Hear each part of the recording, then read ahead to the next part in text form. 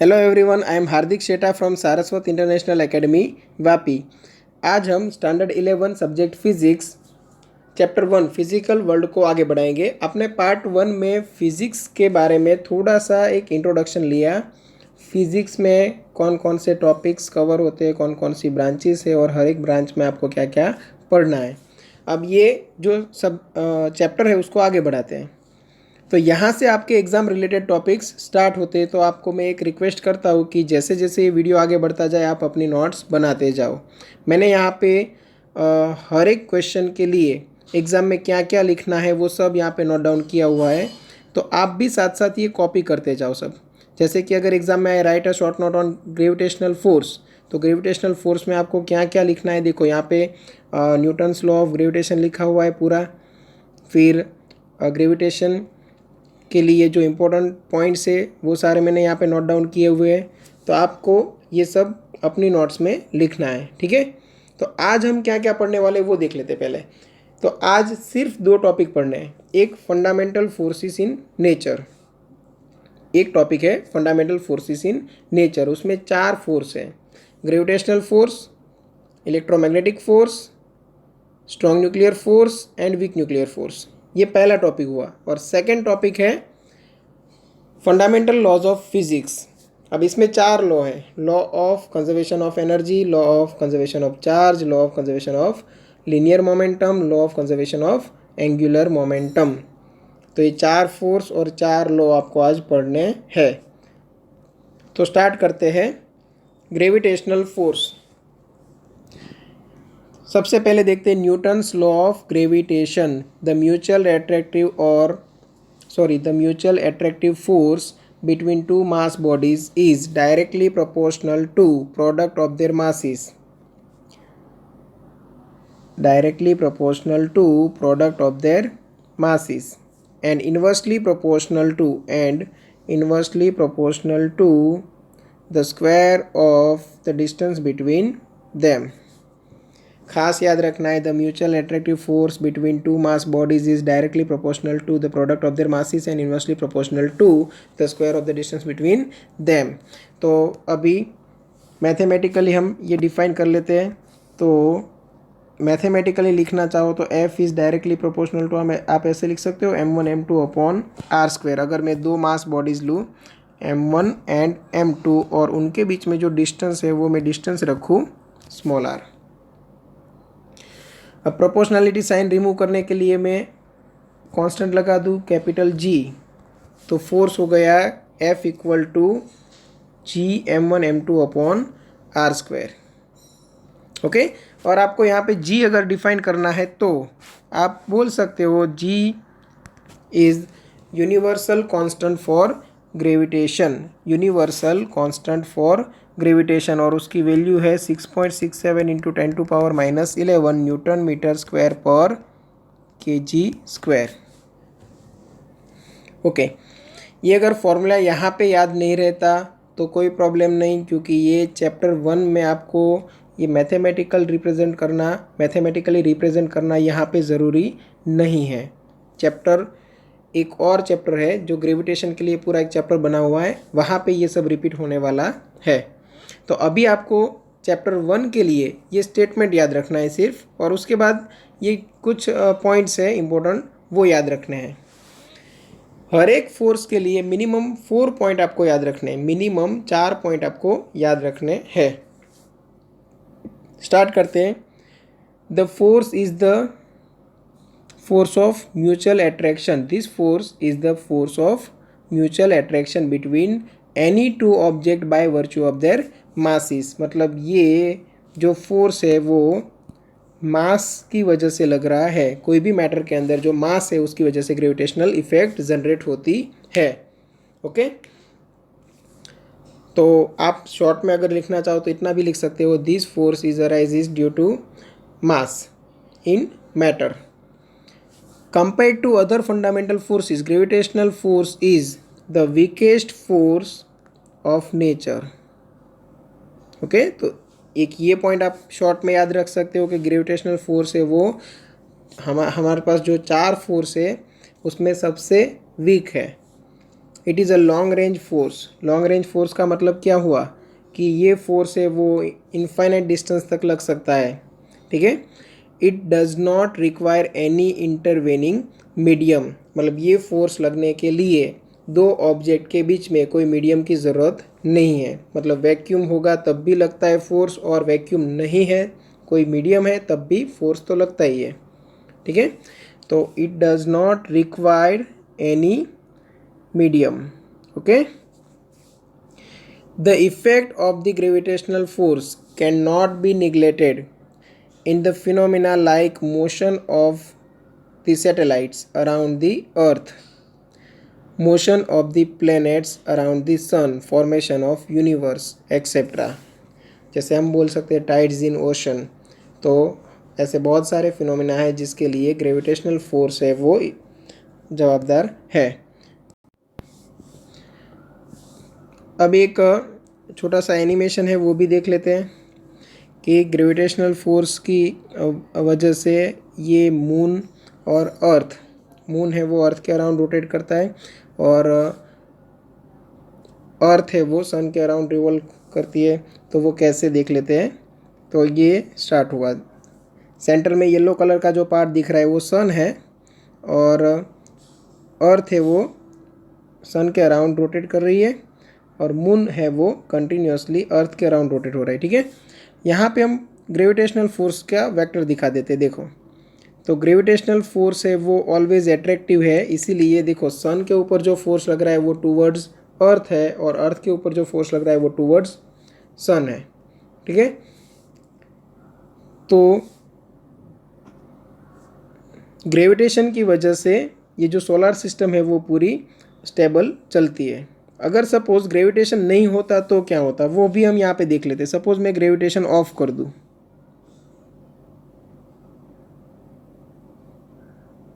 देखो ये अर्थ और मून जब ग्रेविटेशन ऑफ हुआ तब जिस डायरेक्शन में उसकी वेलोसिटी थी उसी डायरेक्शन में आगे बढ़ते रहे, और शायद वो सोलर सिस्टम से बाहर निकल जाए, ठीक है। मतलब ग्रेविटेशन यहाँ पे ज़रूरी है।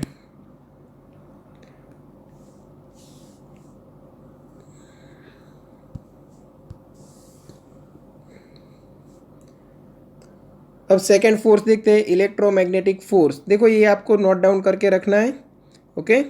अब मैग्नेटिक फोर्स देखते हैं। जैसे हमने देखा ग्रेविटेशनल फोर्स के लिए बेसिक लॉ था न्यूटन्स लॉ ऑफ ग्रेविटेशन, वैसे ही इलेक्ट्रोमैग्नेटिक फोर्स के लिए जो सबसे बेसिक लॉ है वो कौन सा है, कूलम्ब्स लॉ। तो कूलम्ब्स लॉ देखने से पहले इलेक्ट्रोमैग्नेटिक फोर्स जो ये वर्ड है उसका मीनिंग क्या है वो देख लेते हैं। तो समझो कि अगर कोई चार्ज है वो अगर रेस्ट में है, एक ही पोजीशन पे फिक्स है, अगर चार्ज एक ही जगह पे रेस्ट में है तो वो अपने आसपास इलेक्ट्रिकल इफेक्ट जनरेट करता है जिसको हम बोलते हैं इलेक्ट्रिक फील्ड, ठीक है। बट अगर वो चार्ज मोशन में आए, अगर वो चार्ज मूविंग है तो अपने आसपास इलेक्ट्रिक फील्ड तो जनरेट करता ही है, बट साथ साथ मैग्नेटिक फील्ड भी जनरेट करता है। और ये जो दोनों इफेक्ट है उसको हम सेपरेट नहीं कर सकते। अगर चार्ज रेस्ट में है तो ओनली कौन सी इफेक्ट जनरेट करेगा, इलेक्ट्रिकल इफेक्ट। बट अगर चार्ज मूविंग है तो electrical effect as well as magnetic effect, दोनों इफेक्ट जनरेट हो रही है, और दोनों इफेक्ट को हम सेपरेट नहीं कर सकते। इसीलिए चार्ज की वजह से जो फोर्स जनरेट होता है उसको हमने नाम दे दिया इलेक्ट्रोमैग्नेटिक फोर्स, ओके। अभी आगे बढ़ते हैं कूलम्ब्स लॉ। तो कूलम्ब्स लॉ में the mutual electric force between 2 point charges, mutual word का मीनिंग क्या होगा कि दो अगर चार्ज है Q1 एंड Q2 तो दोनों चार्ज एक दूसरे के ऊपर इक्वल अमाउंट का बट ऑपोजिट डायरेक्शन का फोर्स लगाएंगे। The mutual electric force between 2 point charges is directly proportional to product of their charges and inversely proportional to the square of the distance between them. तो same यहाँ पे भी वही बात हो गई कि दो चार्ज अगर मैं ले लूँ Q1 एंड Q2 और उनके बीच में अगर मैं डिस्टेंस रखूँ स्मॉल r, तो फोर्स क्या मिलेगा, force is directly proportional to product of their charges and inversely proportional to square of the distance between them. मतलब F is directly proportional to Q1 Q2 upon R square, और ये proportionality sign remove करना है तो constant लगा देते हैं K, तो Q1 Q2 upon R square. और ये K क्या है, तो वो कूलम्स कांस्टेंट है जिसके बारे में आप पढ़ोगे 12th स्टैंडर्ड में, ठीक है। तो ये हो गया कूलम्स लॉ। अब सम इंपॉर्टेंट पॉइंट्स देख लेते हैं। The electromagnetic force is the force arising due to charge. जैसे ग्रेविटेशनल फोर्स था वो मास की वजह से जनरेट होता था, वैसे ही इलेक्ट्रोमैग्नेटिक फोर्स है वो चार्ज की वजह से जनरेट होता है। इट मे बी अट्रैक्टिव और रिपल्सिव, क्योंकि अगर लाइक चार्जेस है तो रिपल्सिव होगा और अनलाइक चार्जेस है तो अट्रैक्टिव। जैसे मैं बोलूँ एक पॉजिटिव चार्ज है और दूसरा भी पॉजिटिव है तो रिपल्सिव, एक नेगेटिव दूसरा नेगेटिव तो भी रिपल्सिव, एक पॉजिटिव और एक नेगेटिव चार्ज है तो उन दोनों के बीच में अट्रैक्टिव फोर्स लगेगा। ओके, थर्ड पॉइंट देखते हैं। It is a long range force. जैसा हमने ग्रेविटेशनल फोर्स में देखा था वैसे ही ये भी लॉन्ग रेंज फोर्स है। It does not require any medium, मतलब ये वैक्यूम में भी लग सकता है, इसको एक कोई मीडियम की ज़रूरत नहीं है। But magnitude of this force depends on given medium. यहाँ पे एक चेंज है कि it does not required any medium, कोई मीडियम की ज़रूरत नहीं है। बट अगर मीडियम चेंज हुआ तो जो फोर्स का मैग्नीट्यूड है वो चेंज हो जाएगा, जो ग्रेविटेशन में नहीं होता था। ग्रेविटेशन में क्या था, it does not require any medium, और कोई मीडियम की उसके ऊपर इफेक्ट भी नहीं होती थी। यहाँ पे मीडियम चेंज होगा तो फोर्स की वैल्यू चेंज हो सकती है, ठीक है। एक और पॉइंट देख लेते हैं। It is stronger than gravitational force and week nuclear force but weaker then strong nuclear force.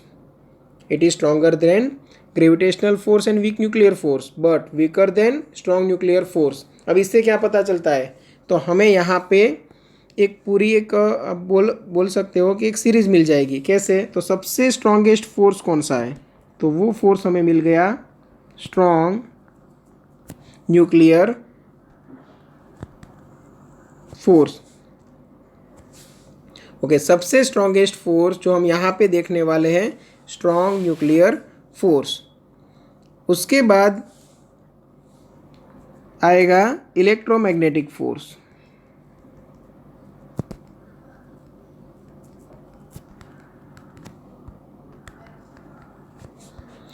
उसके बाद वीक न्यूक्लियर फोर्स, और लास्ट में आएगा ग्रेविटेशनल फोर्स। मतलब क्या हुआ, सबसे स्ट्रॉन्ग फोर्स कौन सा रहने वाला है, स्ट्रॉन्ग न्यूक्लियर फोर्स, और सबसे वीक फोर्स कौन सा रहेगा, ग्रेविटेशनल फोर्स। सेकंड नंबर पे कौन सा आता है, इलेक्ट्रोमैग्नेटिक फोर्स, और थर्ड नंबर पे वीक न्यूक्लियर फोर्स। तो ये ऑर्डर अगर आप याद रख लो तो चारों फोर्स की जो शॉर्ट नोट्स है उसमें एक एक पॉइंट आपके बन जाएंगे। जैसे अगर मैं बोलूँ स्ट्रॉन्ग न्यूक्लियर फोर्स की अगर आप शॉर्ट नोट लिख रहे हो तो आपको एक स्टेटमेंट मिल गया, it is the strongest force among all the forces. अगर मैं इलेक्ट्रोमैग्नेटिक फोर्स की बात करूँ तो आप लिख सकते हो it is stronger than gravitational force and week nuclear force but it is weaker then strong nuclear force. तो ये हो गया आपका डिक्रीजिंग ऑर्डर, ओके, स्ट्रेंथ के हिसाब से। क्लियर। अब आगे बढ़ते हैं। हमने ये देखा था ना, it is stronger than gravitational force and week nuclear force but weaker then strong nuclear force. Okay, तो ये दो शॉर्ट नोट हमारी फिनिश हुई। अब चलते हैं स्ट्रॉन्ग न्यूक्लियर फोर्स के ऊपर। अब मैंने यहाँ पे इतना गैप रखा है ताकि आपको एक्सप्लेन कर पाऊँ, क्योंकि स्ट्रॉन्ग न्यूक्लियर फोर्स है वो आपने शायद पहली बार सुना होगा, और ये फोर्स क्या है उसके बारे में शायद आपको कोई नॉलेज है ही नहीं। तो हम वो पहले समझ लेंगे, ठीक है, और उसके बाद सम इम्पोर्टेंट पॉइंट्स। तो सपोज मेरे पास एक एटम है और ये उसका न्यूक्लियस है, ठीक है, और हमें पता है कि एटम के न्यूक्लियस के अराउंड अलग अलग स्पेसिफिक ऑर्बिट में इलेक्ट्रॉन है वो रोटेट करते रहते हैं। तो ये पाथ दिखा रहा है इलेक्ट्रॉन का, ठीक है। ये न्यूक्लियस हमें पता चला रदरफोर्ड्स एक्सपेरिमेंट की हेल्प से कि ये वेरी स्मॉल है, वेरी वेरी स्मॉल है। अब उतना स्मॉल मतलब उसकी न्यूक्लियस है, उसकी साइज़ क्या रहेगी, तो 10⁻⁻14 मीटर के अराउंड, 10⁻⁻14 मीटर के अराउंड मतलब एकदम स्मॉल है। जबकि एटम की साइज़ है वो 10⁻10 मीटर में आती है। तो अगर इसको मैं जूम करके देखूँ, चलो हम इसको जूम करके देखते हैं कि अंदर क्या है। तो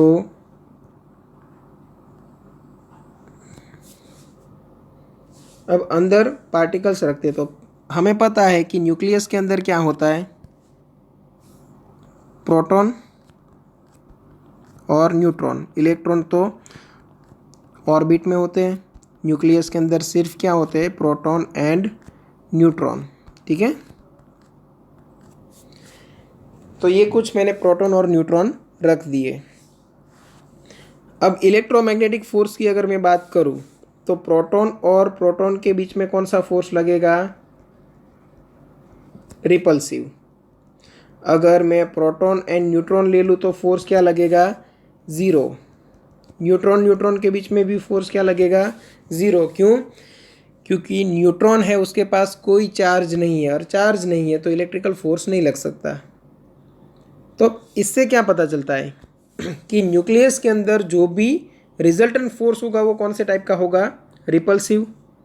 और अगर रिपल्सिव फोर्स है तो ये क्वेश्चन ज़रूर हो सकता है कि रिपल्सिव फोर्स है तो हर एक प्रोटॉन है वो एक दूसरे के ऊपर रिपल्सिव फोर्स लगाते हैं, और उसकी वजह से न्यूक्लियस की साइज़ है वो इंक्रीज़ होनी चाहिए, क्योंकि प्रोटॉन प्रोटॉन एक दूसरे से दूर जाने की ट्राई करेंगे। तो न्यूक्लियस की साइज़ बड़ी होनी चाहिए, बट प्रैक्टिकली देखते हैं तब न्यूक्लियस की साइज़ हमें वेरी स्मॉल मिलती है। तब इसका मतलब क्या हुआ कि यहाँ पे कोई ना कोई ऐसा फोर्स होना चाहिए जो ये जो कोलम्बियन फोर्स है, इलेक्ट्रोमैग्नेटिक फोर्स, उसको अपोज करे और प्रोटॉन और न्यूट्रॉन को एक छोटे से एरिया में बांध के रखे। अब ऐसा कौन सा फोर्स हो सकता है, तो उसको हमने नाम दिया स्ट्रॉन्ग न्यूक्लियर फोर्स। ठीक है, मतलब अगर सिर्फ इलेक्ट्रोमैग्नेटिक फोर्स लगता तो ये प्रैक्टिकली जो पॉसिबल है कि न्यूक्लियस इतना छोटा है वो कभी भी हम एक्सप्लेन नहीं कर सकते। सिर्फ इलेक्ट्रोमैग्नेटिक फोर्स की हेल्प से न्यूक्लियस की साइज़ को हम एक्सप्लेन नहीं कर सकते, क्योंकि अगर इलेक्ट्रोमैग्नेटिक फोर्स लगता तो प्रोटॉन प्रोटॉन एक दूसरे से दूर जाते और न्यूक्लियस की साइज़ बड़ी होनी चाहिए, जबकि प्रैक्टिकली छोटी मिलती है। उसका रीज़न क्या है, स्ट्रॉन्ग न्यूक्लियर फोर्स। और स्ट्रॉन्ग न्यूक्लियर फोर्स है वो प्रोटॉन प्रोटॉन के बीच में भी लग सकता है, प्रोटॉन न्यूट्रॉन के बीच में भी लगता है, और न्यूट्रॉन न्यूट्रॉन के बीच में ही लगता है। अब क्वेश्चन ये है कि स्ट्रॉन्ग न्यूक्लियर फोर्स एट्रैक्टिव है या रिपल्सिव। तो पहली नज़र में हमें ये लगेगा कि ये रिपल्सिव फोर्स को अपोज करने वाला फोर्स है, तो मतलब एट्रैक्टिव होना चाहिए। तो अब क्वेश्चन दूसरा होगा कि अगर ये एट्रैक्टिव फोर्स है तो न्यूक्लियस की साइज़ 10⁻⁻14 के आसपास जाके क्यों रुक जाती है, और छोटी होनी चाहिए ना, उससे छोटी साइज़ तो होती नहीं।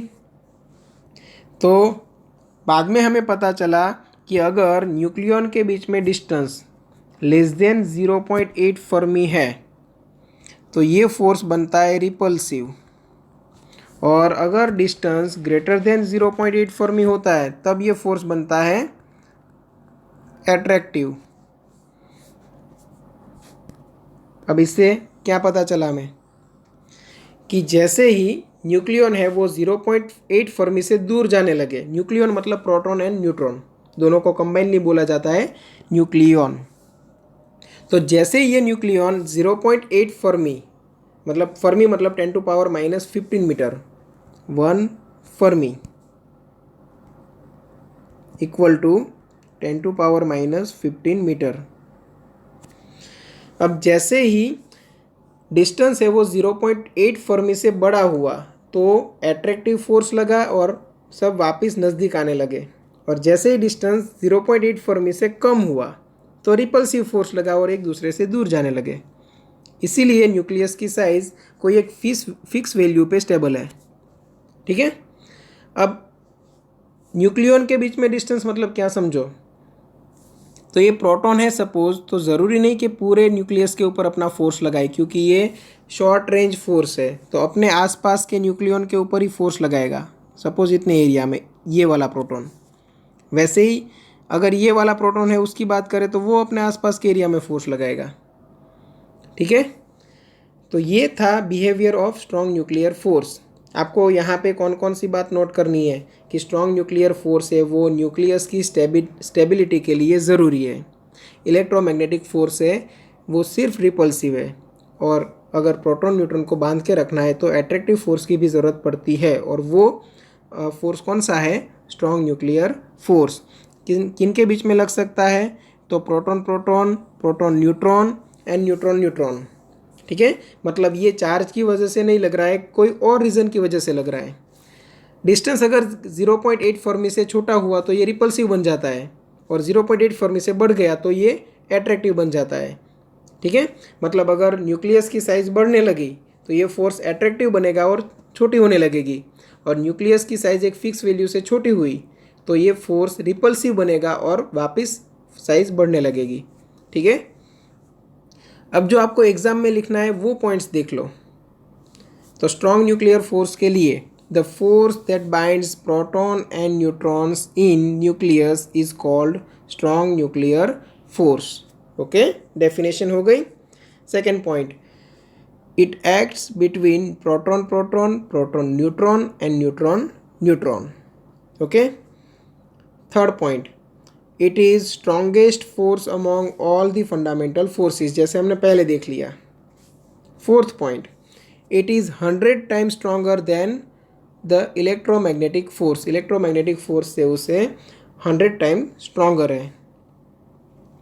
उसके बाद it is a short range force. Short range force मतलब क्या? तो इसकी जो रेंज है, फोर्स लगने की जो रेंज है वो अबाउट 10⁻⁻15 मीटर है। मतलब ये वेरी शॉर्ट रेंज में लगता है। यहाँ पे देखो तो ये न्यूक्लियस है, वहाँ से ये इलेक्ट्रॉन का रिवॉल्यूशन है, तो इलेक्ट्रॉन काफ़ी दूर है, मतलब इलेक्ट्रॉन के ऊपर स्ट्रॉन्ग न्यूक्लियर फोर्स की कोई इफेक्ट नहीं होती। क्लियर? लास्ट पॉइंट देखो, neutrons and protons are made up of fundamental particle quark. जैसे हम बोले ना कि कोई भी मैटर है तो किससे बनी हुई है? मॉलिक्यूल से। मॉलिक्यूल किससे बना हुआ है? एटम से। एटम किससे बना हुआ है? प्रोटॉन न्यूट्रॉन इलेक्ट्रॉन से। और प्रोटॉन न्यूट्रॉन कहाँ पे है? न्यूक्लियस में।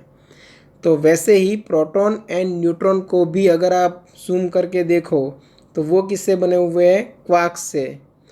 क्वार्क्स हम बाद में पढ़ेंगे, बट अभी ये समझ लो कि हम मान सकते हैं कि ये जो फोर्स है स्ट्रॉन्ग न्यूक्लियर फोर्स, वो क्वार्क क्वार्क के बीच में लगने वाला फोर्स होगा।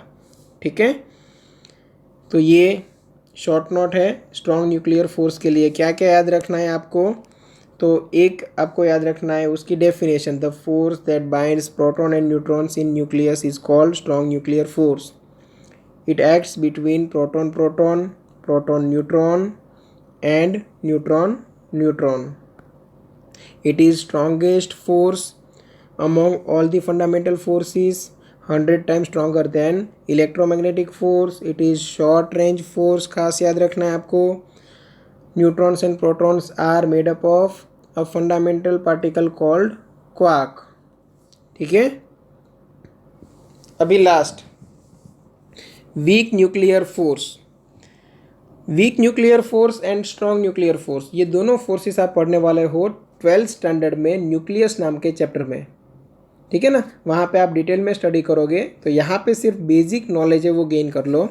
तो यहाँ पे भी मैंने कुछ पॉइंट्स लिख के रखे हुए जो एग्ज़ाम में अगर ये टॉपिक आए तो आपको लिखना है। The weak nuclear force appears only in certain nuclear process such as the beta decay of a radioactive nucleus. कोई एक न्यूक्लियस ऐसा जो रेडियो एक्टिव है। रेडियो एक्टिव मतलब अपने अंदर से जो रेडिएशन है वो बाहर निकालता रहता है। तो जब बीटा डीके नाम की प्रोसेस होती है तभी ये फोर्स अराइज होता है। आगे देखो, इन बीटा डीके, बीटा मतलब क्या वो समझ लो पहले। तो जो हम बोलते हैं ना न्यूक्लियस। अब न्यूक्लियस के अंदर क्या होते हैं, प्रोटॉन न्यूट्रॉन। अब यहाँ से बाहर निकलने वाले ये इलेक्ट्रॉन है, बीटा माइनस भी होता है, बीटा प्लस भी होता है। बीटा माइनस मतलब इलेक्ट्रॉन और बीटा प्लस मतलब पॉजिट्रॉन। अब पॉजिट्रॉन का मतलब समझना, पॉजिटिव इलेक्ट्रॉन। इलेक्ट्रॉन सिर्फ आए तो नेगेटिव इलेक्ट्रॉन। क्वेश्चन ये होता है कि न्यूक्लियस के अंदर तो इलेक्ट्रॉन है ही नहीं, फिर भी कैसे निकले। तो हमने वो जो देखा था ना, प्रोटॉन एंड न्यूट्रॉन है, वो किससे बने हुए हैं, क्वार्क्स से।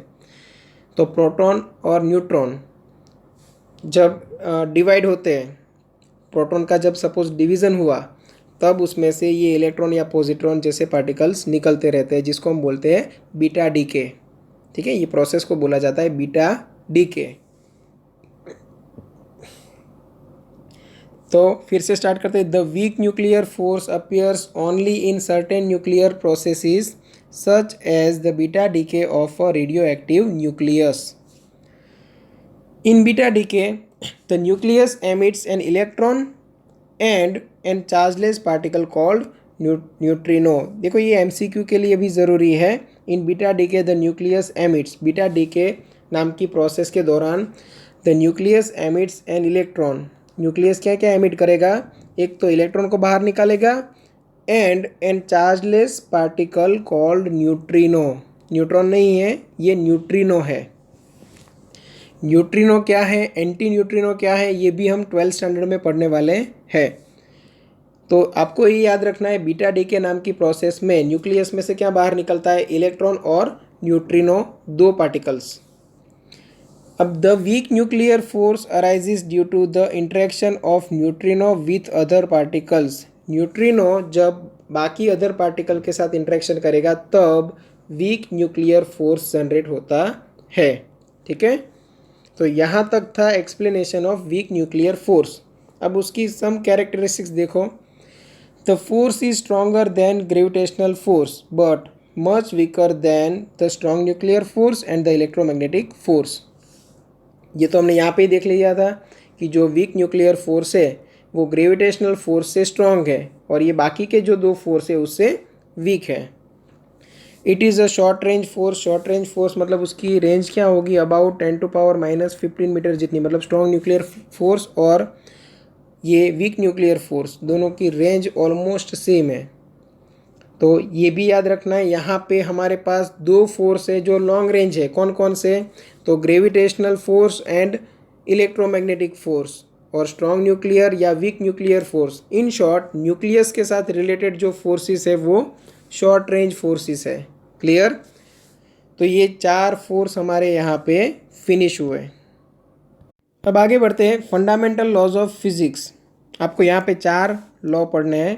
तो first law, law of conservation of energy से स्टार्ट करते हैं। आपके पास ऑलरेडी इसका थोड़ा बहुत नॉलेज है तो आपको स्टेटमेंट पता ही होगा, फिर भी एक बार रिवाइज कर लेते हैं। The amount of total energy in the universe remains constant. Energy can neither be created nor be destroyed. It can just be converted from one form to another form। मतलब यहाँ पे यूनिवर्स की जो total energy है वो constant रहती है। हम एनर्जी को ना तो जनरेट कर सकते हैं ना तो डिस्ट्रॉय कर सकते हैं। हम सिर्फ एनर्जी के साथ क्या कर सकते हैं, एक फॉर्म में से दूसरे फॉर्म में कन्वर्ट कर सकते हैं। तो अगर मैं सपोज एक सिस्टम लूँ तो उसमें टोटल एनर्जी है वो बनी हुई है kinetic energy plus potential energy से, और अदर कोई भी फॉर्म में एनर्जी लॉस नहीं हो रहा है। तो हम ये बोल सकते हैं कि ये जो टोटल एडिशन है kinetic energy and potential energy का, वो क्या रहेगा, कांस्टेंट रहेगा। हाँ, अगर मैं बोलूँ कि जो सिस्टम है उसमें हीट एनर्जी भी जनरेट हो रही है तो टोटल एनर्जी यहाँ पे काइनेटिक प्लस पोटेंशियल दिख रही है वो डिक्रीज हो सकती है, और जो सिस्टम की टोटल एनर्जी थी वो कांस्टेंट रहेगी। मतलब sum of kinetic plus potential plus heat energy, वो तीनों का जो एडिशन है वो कांस्टेंट रहेगा। अब एक बार देख लेते हैं। यहाँ पे देखो ये भाई साहब दिख रहे हैं आपको, उसको सपोज मैं ये सरफेस से छोड़ूँ तो यहाँ पे देखो आपको लेफ्ट हैंड साइड में कुछ ग्राफ कुछ नज़र आ रहे हैं। ग्रीन कलर से जो बनेगा वो काइनेटिक एनर्जी का, ब्लू कलर से बनेगा वो पोटेंशियल एनर्जी का, ऑरेंज कलर से जो बनेगा वो थर्मल एनर्जी, और येलो कलर में जो दिख रहा है वो टोटल एनर्जी। अब मैं अगर ये भाई साहब को इधर से छोड़ूँ, देखो पोटेंशियल एनर्जी अभी आपको दिख रही है क्योंकि एक ही पोजीशन पे है, रेस्ट में है, और काइनेटिक एनर्जी अभी तक जनरेट नहीं हुई। और ये वाले केस में हमने फ्रिक्शनलेस सरफेस ली है, मतलब हीट एनर्जी भी जनरेट नहीं होने वाली, मतलब वो ऑरेंज वाला ग्राफ अभी नहीं बनेगा। तो यहाँ से मैं रिलीज़ करूँ तो पोटेंशियल एनर्जी कन्वर्ट होगी काइनेटिक में, मतलब पोटेंशियल धीरे धीरे डिक्रीज़ होगी और काइनेटिक धीरे धीरे इंक्रीज़ होगी। बट टोटल एनर्जी देखोगे येलो कलर का ग्राफ, वो आपको कांस्टेंट मिलेगा। देखो ये स्लो मोशन में दिख रहा है, काइनेटिक कन्वर्ट हो गई, अब काइनेटिक है वो पोटेंशियल में हो रही है, वापस पोटेंशियल डिक्रीज हो रही है, काइनेटिक इंक्रीज हो रही है, जैसे जैसे नीचे आएगा स्पीड बढ़ेगी। तो यहाँ पे हम स्पीड भी देख लेते हैं, देखो यहाँ पे स्पीड बढ़ी, वापस स्पीड डिक्रीज हुई। क्लियर? तो यहाँ पे काइनेटिक और पोटेंशियल एनर्जी में वेरिएशन हो रहा है। टोटल एनर्जी का ग्राफ देखो अभी भी आपको कांस्टेंट मिलेगा। अब चाहे कोई भी शेप लेके आओ, सपोज मैं ऐसा कोई शेप लेके आओ, यहाँ पे है टोटल पोटेंशियल एनर्जी, अब उसको मैं छोड़ दूँ तो ये किस में कन्वर्ट हो गई? काइनेटिक एनर्जी में। और वही काइनेटिक एनर्जी के साथ वो आगे बढ़ता रहेगा क्योंकि यहाँ पे फ्रिक्शन नहीं है। तो टोटल पोटेंशियल एनर्जी थी वो टोटल काइनेटिक एनर्जी बन गई। अब ये भाई साहब को हम वापस लेके आते हैं। चलो शेप में सपोज चेंज कर दूँ ये स्लोप का, तब भी आपको सेम रिजल्ट मिलेगा। टोटल एनर्जी है वो कांस्टेंट मिलेगी आपको। ठीक है, सपोज मैं फ्रिक्शन वाली कोई सरफेस लेके आऊँ, ठीक है, सपोज मैं फ्रिक्शन वाली सरफेस कोई लेके आऊँ, तो अभी क्या हो रहा है? तो यहाँ पे जो पोटेंशियल एनर्जी है वो काइनेटिक में कन्वर्ट होगी, बट काइनेटिक में कन्वर्ट होते टाइम फ्रिक्शन की वजह से थोड़ी बहुत हीट एनर्जी के फॉर्म में भी यहाँ पे एनर्जी लॉस्ट होगी। और एनर्जी लॉस्ट हो रही है मतलब क्या है कि ये जो मोशन हो रही है वो धीरे धीरे रुक जाएगी। देखो यहाँ पे फिर भी देखो टोटल एनर्जी कांस्टेंट है। क्यों? क्योंकि यहाँ पे टोटल एनर्जी है वो kinetic plus potential plus thermal है, और काइनेटिक और पोटेंशियल जब टोटली कन्वर्ट हो जाए थर्मल एनर्जी में तब ये मोशन है वो रुक जाएगी। क्लियर?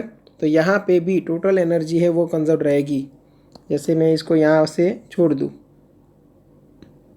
ये भाई आगे बढ़ रहे, काइनेटिक एनर्जी देखो डिक्रीज हो रही है, थर्मल इंक्रीज। क्यों? क्योंकि जो सरफेस है वहाँ पे फ्रिक्शन क्रिएट हो रहा है और फ्रिक्शन की वजह से हीट एनर्जी जनरेट हो रही है। तो ये टोटल एनर्जी कन्वर्ट हो गई थर्मल में, मतलब वो भाई साहब आगे जाके कहीं पे रुक गए हैं अभी। क्लियर? ओके, अभी सेकंड लॉ देखते हैं। फर्स्ट लॉ में आपने क्या पढ़ा? Law of conservation of energy. और उसके साथ साथ एक चीज़ और भी याद रखनी है कि पहले हम law of conservation of energy और law of conservation of mass अलग अलग पढ़ते थे, बट जब आइंस्टाइन ने फॉर्मूला दिया E=mc², मतलब एनर्जी ओके और मास को क्या रिलेशन है वो यहाँ पे दिखाया, तब से हम दोनों के लिए मतलब मास और एनर्जी के लिए एक ही लॉ पढ़ रहे हैं, law of conservation of energy. क्यों? क्योंकि मास है वो भी एनर्जी का ही एक फॉर्म है और मास को हम सीधा एनर्जी में कन्वर्ट कर सकते हैं। Law of conservation of charge during any process taking place in an electrically isolated system, the algebraic sum of the total charge always remains constant. मतलब क्या कि सपोज मैं यहाँ पे एक सिस्टम ले लूँ कि जो इलेक्ट्रिकली आइसोलेटेड सिस्टम है,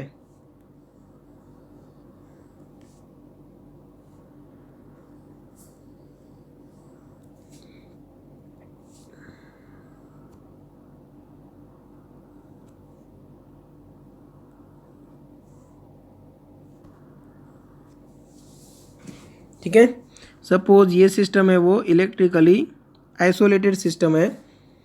तो अभी इलेक्ट्रिकली आइसोलेटेड सिस्टम का मतलब क्या हुआ?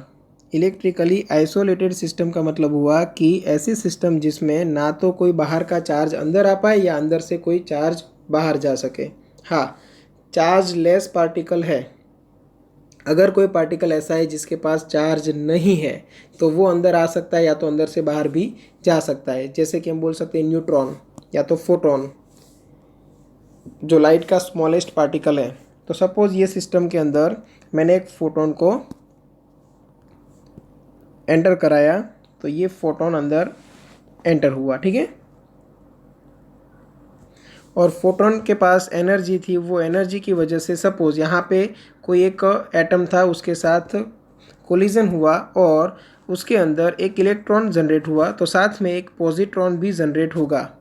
इलेक्ट्रॉन वो नेगेटिव चार्ज पार्टिकल है और पॉजिट्रॉन वो पॉजिटिवली चार्ज पार्टिकल है। इन दोनों का जो टोटल चार्ज होगा वो क्या रहेगा, ज़ीरो। मतलब फोटोन हमने अंदर एंटर कराया, उससे पहले सिस्टम में टोटल चार्ज था ज़ीरो। तो बाद में भी एक प्रोसेस हुई, बट प्रोसेस की वजह से जो चार्ज जनरेट हुआ उनका एल्जेब्रिक सम हमने किया, मतलब with sign plus and minus, तो हमें टोटल सम हमें मिला ज़ीरो। तो यहाँ पे हम बोल सकते हैं कि चार्ज है वो कंजर्व्ड है।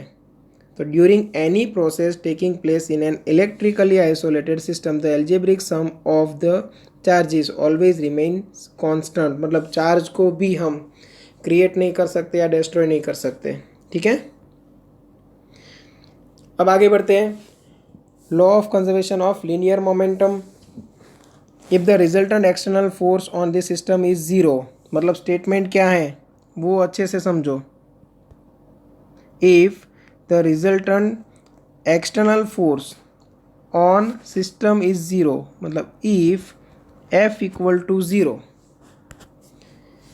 then the total linear momentum of the system remains constant। तब इसका मतलब क्या हुआ, देखो फोर्स हमें बताया गया है ज़ीरो, ठीक है ना। तो क्या होगा, उसकी इफेक्ट क्या आएगी, total linear momentum of the system remains constant. अब ये कैसे प्रूव करें, तो हम न्यूटन सेकेंड लॉ पढ़ चुके हैं। F इक्वल टू हम क्या पढ़े थे, delta P by delta T. अब वो तो हमें ज़ीरो दिया हुआ है। अब ये टाइम ड्यूरेशन तो ज़ीरो हो नहीं सकता, तो ज़ीरो क्या होगा, डेल्टा पी। डेल्टा पी क्या है, चेंज इन मोमेंटम।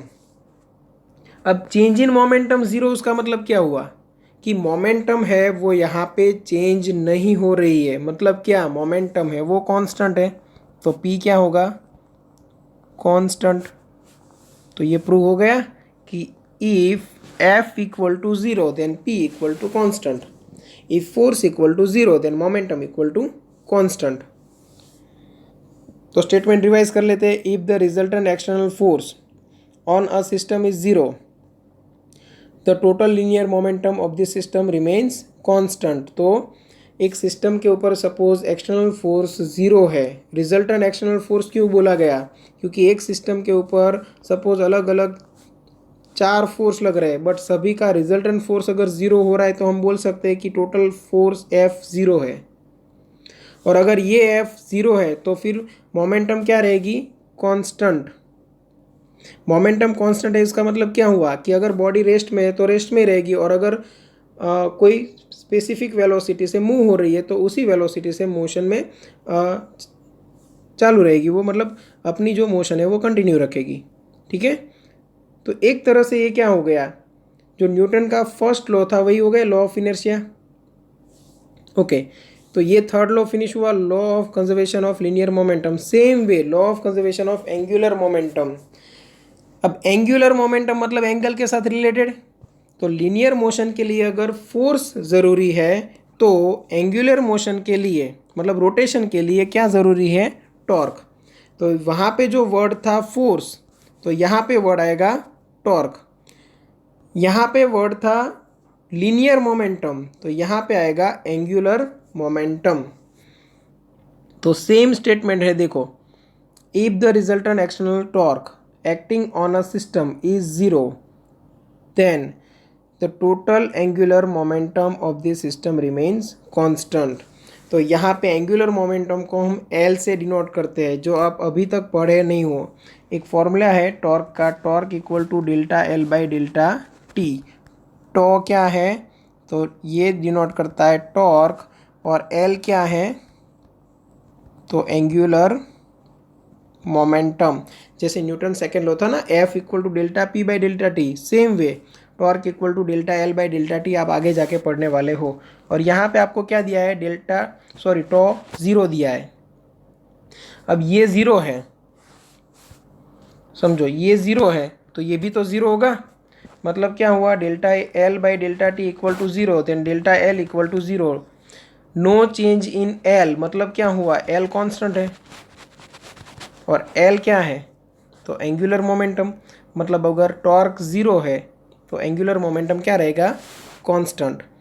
फिर से रिवाइज कर लेते हैं, if the resultant external torque acting on a system is zero, the total angular momentum of the system remains constant. तो यहाँ पे आपका चैप्टर 1 फिनिश होगा। अब इसके रिलेटेड एमसीक्यूज है वो हम बाद में देख लेंगे, ठीक है। तो ये था इंट्रोडक्शन टू फिजिक्स। फिजिक्स में आप क्या क्या पढ़ने वाले हो, ये फंडामेंटल फोर्सेस इन नेचर है, चारों फोर्स आप डिटेल में बाद में पढ़ने वाले हो। जैसे ग्रेविटेशनल फोर्स है तो उसके लिए हमारे पास एक पूरा चैप्टर है, इलेक्ट्रोमैग्नेटिक फोर्स के लिए हमारे पास इलेक्ट्रोस्टैटिक्स है, फिर strong nuclear force, week nuclear force के लिए हमारे पास एटम्स एंड न्यूक्लियस नाम के चैप्टर्स हैं, ठीक है।